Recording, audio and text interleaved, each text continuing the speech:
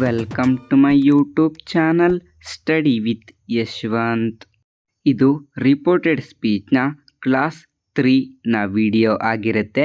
ಮೊದಲನೆಯ ಮತ್ತು ಎರಡನೇ ಕ್ಲಾಸ್ನ ವಿಡಿಯೋಗಳನ್ನು ನೋಡಿಲ್ಲ ಅಂದರೆ ಅದರ ಪ್ಲೇಲಿಸ್ಟ್ನ ಲಿಂಕನ್ನು ನಾನು ಡಿಸ್ಕ್ರಿಪ್ಷನಲ್ಲಿ ನೀಡಿರ್ತೇನೆ, ನೀವು ಅದನ್ನು ಚೆಕ್ಔಟ್ ಮಾಡ್ಬೋದು. ಈ ವಿಡಿಯೋದಲ್ಲಿ ನಾವು how to change pronouns in reported speech, ಪ್ರನೌನ್ಸನ್ನು ರಿಪೋರ್ಟೆಡ್ ಸ್ಪೀಚ್ನಲ್ಲಿ ಹೇಗೆ ಚೇಂಜ್ ಮಾಡಬೇಕು ಅನ್ನೋಕ್ಕಂಥದ್ದನ್ನ ನೋಡೋಣ. ನೀವು ಈ ಒಂದು ಟೇಬಲನ್ನು ನೋಡ್ಬೋದು. ಈ ಒಂದು ಟೇಬಲ್ನಲ್ಲಿ 3 ಕಾಲಮ್ಗಳಿವೆ. ಮೊದಲನೇ ಕಾಲಮ್ನಲ್ಲಿ ಪ್ರನೌನ್ ಇದೆ, ಎರಡನೇ ಕಾಲಮ್ನಲ್ಲಿ ಮೇಲ್ ಇದೆ, ಮೂರನೇ ಕಾಲಮ್ನಲ್ಲಿ ಫೀಮೇಲ್ ಇದೆ. ರಿಪೋರ್ಟೆಡ್ ಸ್ಪೀಚ್ನಲ್ಲಿ ಮೊದಲನೇ ಕಾಲಮ್ನಲ್ಲಿ ಇರುವ ಪ್ರನೌನ್ ಬಂದರೆ ಅದು ಮೇಲ್ ಕ್ಯಾರೆಕ್ಟರ್ ಆಗಿದ್ದರೆ ಅದನ್ನು ಮೇಲ್ ಕ್ಯಾರೆಕ್ಟರ್ನಲ್ಲಿ ಇರುವ ಪ್ರನೌನ್ಗೆ ಚೇಂಜ್ ಮಾಡಬೇಕಾಗತ್ತೆ. ಅದು ಫೀಮೇಲ್ ಕ್ಯಾರೆಕ್ಟರ್ ಇದ್ದಾಗ ಅದನ್ನು ಫೀಮೇಲ್ ಪ್ರನೌನ್ಗೆ ಚೇಂಜ್ ಮಾಡಬೇಕಾಗತ್ತೆ. ಐ ಅಂತ ಇತ್ತು ಅಂದರೆ ಅದು ಮೇಲ್ ಆಗಿದ್ದರೆ ಹಿ ಮಾಡಬೇಕು, ಫೀಮೇಲ್ ಆಗಿದ್ದರೆ ಶಿ ಮಾಡಬೇಕು. ಮೀ ಅಂತ ಇತ್ತು ಅಂದರೆ ಮೇಲ್ ಆಗಿದ್ದರೆ ಹಿಮ್ ಮಾಡಬೇಕು, ಫೀಮೇಲ್ ಆಗಿದ್ದರೆ ಹರ್ ಮಾಡಬೇಕು. ಮೈ ಅಂತ ಇತ್ತು ಅಂದರೆ ಮೇಲ್ ಆಗಿದ್ದರೆ ಹಿಸ್ ಮಾಡಬೇಕು, ಫೀಮೇಲ್ ಆಗಿದ್ದರೆ ಹರ್ ಮಾಡಬೇಕು. ಮೈ ಸೆಲ್ಫ್ ಅಂತ ಇದ್ದಾಗ ಮೇಲ್ ಇದ್ದರೆ ಹಿಮ್ಸೆಲ್ಫ್ ಮಾಡಬೇಕು, ಫೀಮೇಲ್ ಇದ್ದರೆ ಹರ್ ಸೆಲ್ಫ್ ಮಾಡಬೇಕು. ಅವರ್ ಸೆಲ್ಫ್ ಇದ್ದರೆ ಮೇಲ್ ಇದ್ದಾಗ ದೆಮ್ ಸೆಲ್ಫ್ ಮಾಡಬೇಕು, ಫೀಮೇಲ್ ಇದ್ದಾಗಲೂ ಕೂಡ ದೆಮ್ ಸೆಲ್ಫ್ ಮಾಡಬೇಕು.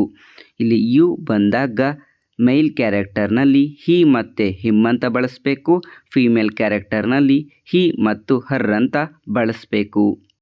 ಇವೆರಡರಲ್ಲಿ ಯಾವ ರೀತಿ ಚೇಂಜ್ ಮಾಡಬೇಕು ಅಂತ ನಿಮಗೆ ಡೌಟ್ ಬಂದರೆ, ಆ ಒಂದು ಪ್ರನೌನ್ ನೀನು ಅಥವಾ ನೀವು ಎಂಬ ಮೀನಿಂಗ್ ಬರ್ತಾ ಇದ್ದರೆ ಅದನ್ನು ಮೇಲ್ನಲ್ಲಿ ಹಿ ಅಂತ ಮಾಡಬೇಕು, ಫೀಮೇಲ್ನಲ್ಲಿ ಶಿ ಅಂತ ಮಾಡಬೇಕು.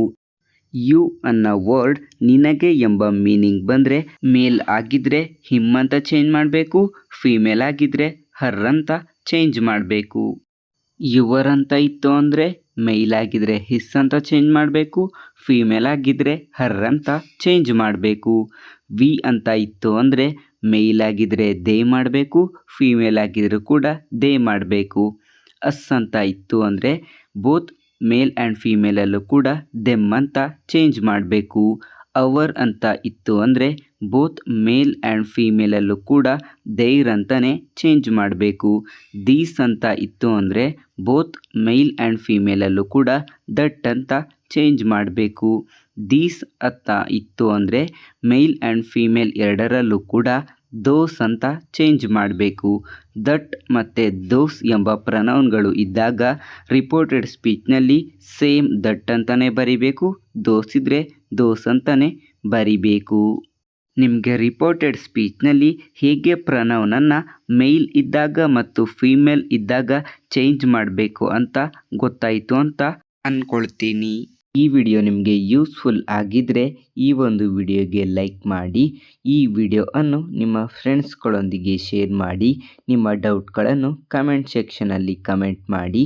ಇದೇ ರೀತಿಯ ಹೊಸ ವಿಡಿಯೋಗಳಿಗಾಗಿ ಸ್ಟಡಿ ವಿತ್ ಯಶವಂತ್ ಯೂಟ್ಯೂಬ್ ಚಾನಲ್ಗೆ ಸಬ್ಸ್ಕ್ರೈಬ್ ಆಗಿ ಮತ್ತು ಹೊಸ ವಿಡಿಯೋಗಳ ನೋಟಿಫಿಕೇಷನ್ಗಾಗಿ ಪಕ್ಕದಲ್ಲಿರುವ ಬೆಲ್ ಐಕನ್ ಕ್ಲಿಕ್ ಮಾಡಿ.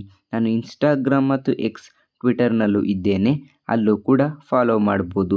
ನೀವು ಲೇಟೆಸ್ಟ್ ಅಪ್ಡೇಟ್ಗಾಗಿ ಟೆಲಿಗ್ರಾಮ್ ಗ್ರೂಪ್ಗೆ ಜಾಯ್ನ್ ಆಗ್ಬೋದು. ಈ 3 ಲಿಂಕ್ಗಳನ್ನು ಕೂಡ ಅಬೌಟ್ ಸೆಕ್ಷನ್ನಲ್ಲಿ ನೀಡಿರುತ್ತೇನೆ. Thank you for watching this video.